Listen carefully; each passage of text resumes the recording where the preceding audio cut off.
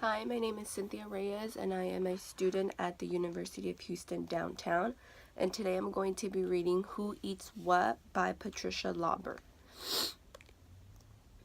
Okay.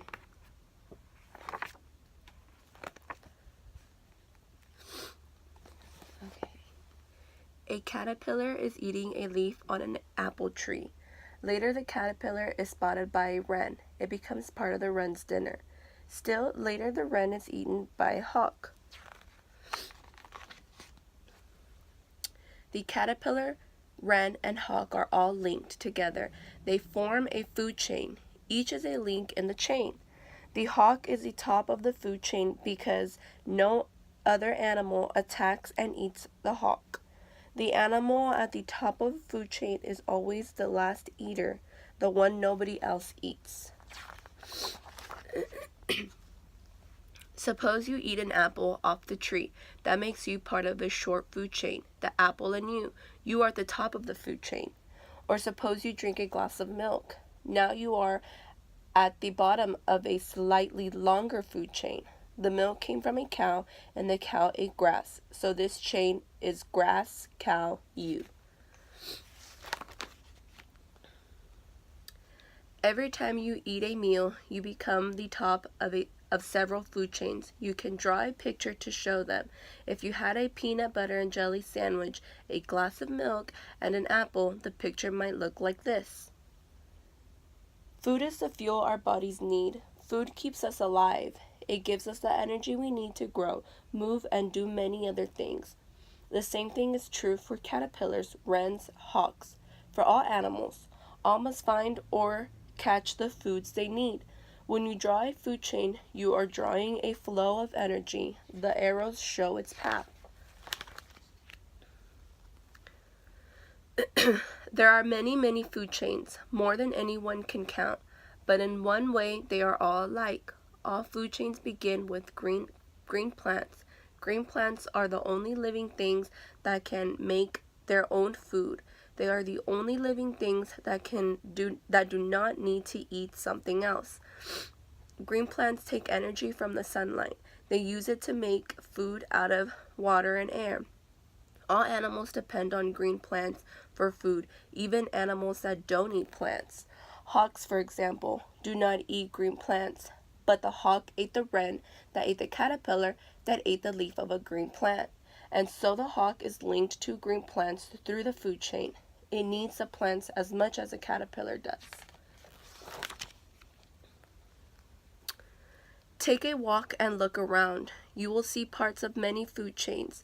Look at the leaves and the flowers of the plants. Look at the bark of trees. Look at fruits, nuts, and seeds that have fallen to the ground. What animals are eating them?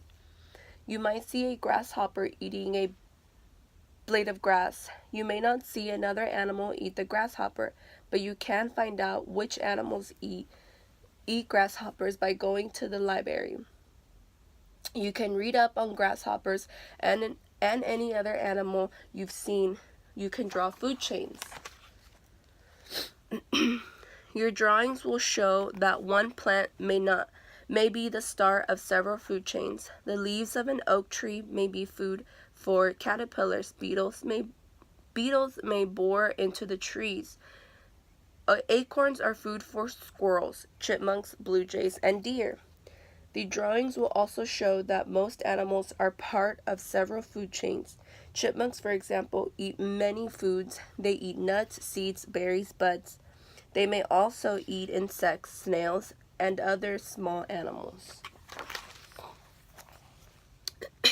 And chipmunks themselves are eaten by weasels, bobcats, foxes, coyotes, hawks. These animals may also eat some of the things chipmunks eat.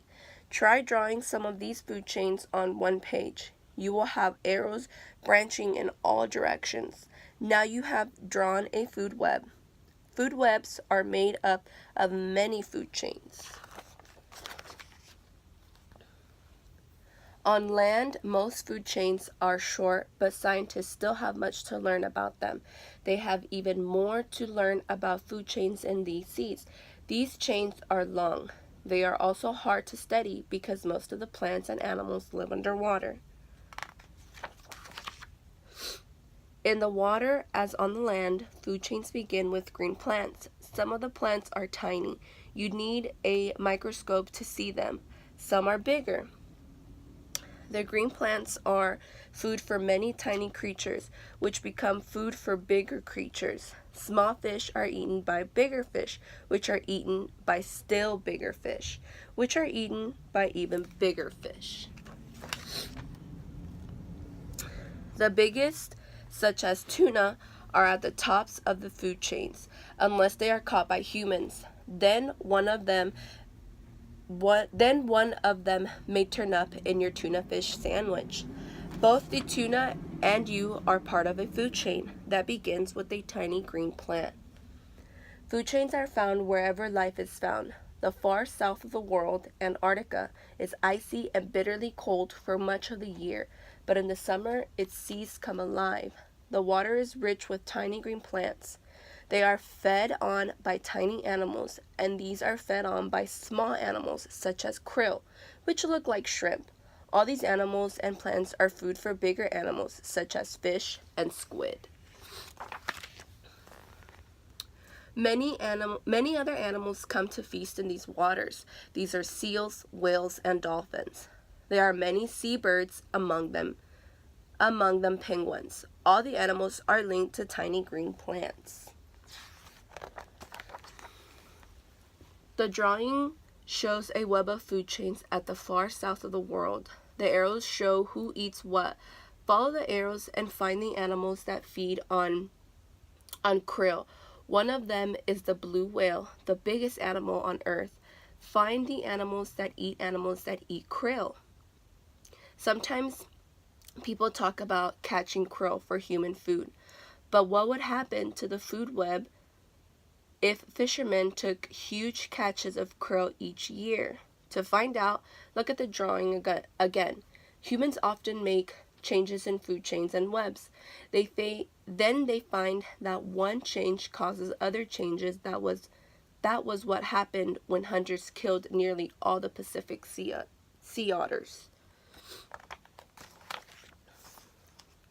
The otters lived off the west coast of North America. They lived in beds of giant seaweed called kelp. Every year, thousands of otters were killed for their fur. By the early 1900s, almost none were left. But as the otters disappeared, so did beds of kelp, and so did eagles, harbor seals, and fish. What had happened? The answer lays in the kelp. Kelp is a green plant at the start of many food chains. It is eaten by tiny animals that are eaten by bigger animals that are eaten by fish. The fish are food for eagles and seals, as well as people. Kelp is also eaten by spiny animals called sea urchins. In eating, they may cut off stems at the seafloor. The kelp then floats away. Sea urchins are one of the foods otters like best. But when hunters killed the otters, there was no one to eat the urchins. The urchins destroyed the kelp beds. Once the hunting stopped, the otters made a comeback. They ate sea urchins, and the kelp began to do well. When the kelp did well, the fish came back, and so did the eagles, seals, and fishermen. All over the world, green plants and animals are linked in food chains that branch into food webs. A change in one link is felt up and down that chain. It is felt through the whole web, and that's one good reason to take care of the earth, to take care of its plants and animals. When we help them, we also help ourselves.